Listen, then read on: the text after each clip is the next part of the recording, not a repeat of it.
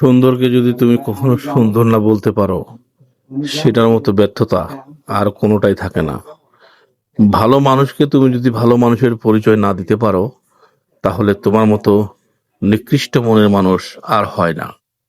কারণ আমি আজকে ভিডিও করলাম সৌন্দর্যকে মোবাইলে বন্দি করার জন্য। এখন আমি যদি সুন্দর দৃশ্য, সুন্দর দেশে এসে যদি খারাপ কথা এবং মাইন্ড জনিত কোনো ব্যবহার আমি ইউজ করি, তাহলে কি হবে? সেটা হবে আমার ব্যর্থতা এবং পর নিন্দাকারী, যাহাকে বলা হয়। ঠিক তেমনি আমরা দুবাইতে আছি। দুবাইয়ের যেটা সুন্দর সেটা সুন্দর অবশ্যই বলবো, এবং এটা আমার কর্মের জায়গা। কর্মের জায়গার বদনাম আমি কখনোই যেন না করি, কারণ এটা আমাকে মেনটেন করে চলতে হবে। যদি চলতে না পারি, তাহলে আমার জন্য অন্য কোনো দেশ নয়।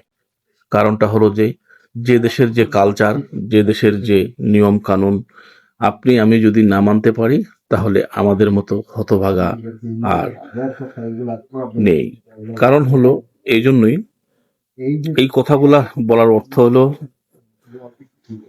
আমাদের দেশে নির্বাচনীয় দল এবং বিরোধী দল, এগুলো প্রতিনিয়ত প্রতিদিন সরকার দল কোনটা করছে, বিরোধী দল কোনটা দোষ ধরবে, সরকারকে কে নামাবে, কে উপরে উঠাবে, কে জায়গা দিবে, কে জায়গা দেবে না, কেউ আবার লাল কার্ড দিচ্ছে, আবার কেউ 3 ঘন্টার ভিতরে সরকারকে নামিয়ে ফেলছে।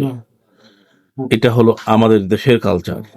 কিন্তু আমরা যে দেশে আছি, সে দেশের কালচার, সে দেশের নিয়ম শৃঙ্খলা পুরোটাই উল্টা। এখানে কোনো আন্দোলনকারী নেই, নেই কোনো বিক্ষোভকারী, নেই কোনো সরকার পতনের হুমকি, নেই কোনো কাউকে আঘাত করার চিন্তা।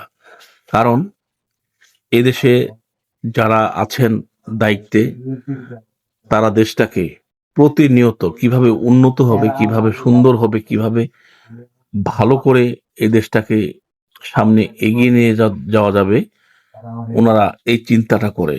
কারণ এই দেশে মেরে খাবার মতো মানুষ নেই। আমাদের দেশে কাকে মারে, কাকে খাবে, কাকে মানে পিছে ফেলে কে সামনে দৌড়াবে, হ্যাঁ, কোন অর্থকে লুটপাট করবে, কোন ব্যাংকের কে দায়িত্ব নিবে, আবার কোন বাজেট কে মেরে হজম করবে, আমরা সেই ধান্দাগুলোতে প্রতিনিয়ত নিয়ে ব্যস্ত থাকি। আমাদের কালচারটা এত নোংরা, যে কালচার সারা ওয়ার্ল্ডে আছে কিনা আমার জানা নেই।